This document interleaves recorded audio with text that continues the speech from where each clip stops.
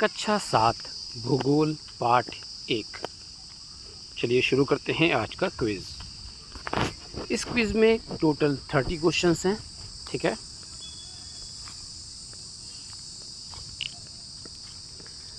पहला प्रश्न है, क्रोड को कहते हैं, यानी क्रोड को क्या कहते हैं? जो पृथ्वी की आंतरिक भाग है क्रोड, उसे क्या कहते हैं? तो क्रोड को हम कहते हैं नीफे, ठीक। भूपर्पटी का निर्माण मुख्यतः हुआ है, यानी भूपर्पटी जो है, जो पृथ्वी के ऊपरी परत है भूपर्पटी, उसका निर्माण किससे हुआ है? तो याद रखिए, भूपर्पटी को सियाल भी कहते हैं, तो इसका जो निर्माण हुआ है वो सिलिका और एल्युमिनियम से हुआ है। किस चट्टान में लोहा, चांदी, सोना आदि पदार्थ पाए जाते हैं? ठीक, कह रहा है किस चट्टान में लोहा, चांदी, सोना आदि पदार्थ पाए जाते हैं? तो वो चट्टान है आग्नेय चट्टान। सबसे कठोर चट्टान है, वेरी गुड, रूपांतरित चट्टान। पृथ्वी की सबसे ऊपरी परत को क्या कहते हैं? भूपर्पटी। पृथ्वी की सबसे ऊपरी परत को भूपर्पटी कहते हैं। निम्न में से परतदार चट्टान नहीं है। निम्न में से परतदार चट्टान नहीं है, यानी परत किस चट्टान में परत नहीं पाई जाती है? तो वो है आपकी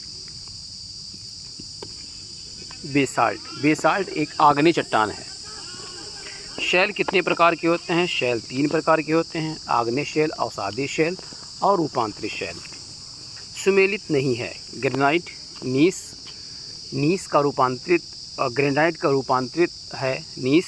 चाक का रूपांतरित शैल है संगमरमर। कोयला का रूपांतरित शैल स्लेट नहीं है। चीका का अभ्रक।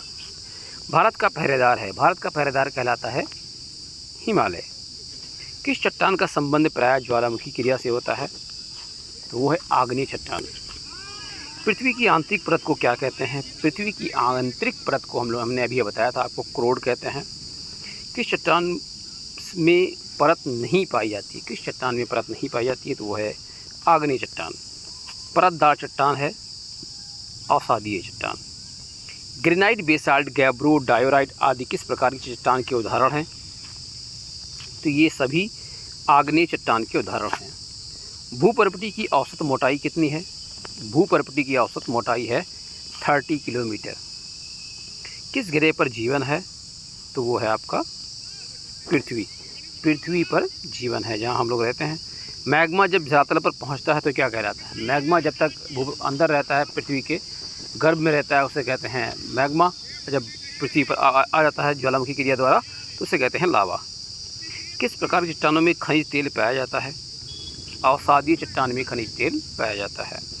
भूपर्पटी को अन्य किस नाम से जाना जाता है? भूपर्पटी को हम जानते हैं सियाल नाम से। जीवाश्म पाए जाते हैं। जीवाश्म आपके परतदार चट्टानों यानी अवसादीय चट्टान में जीवाश्म पाए जाते हैं। मेंटल का निर्माण किससे हुआ है? मेंटल का निर्माण हुआ है आपका सीमा यानी सिलिका और मैग्नीशियम।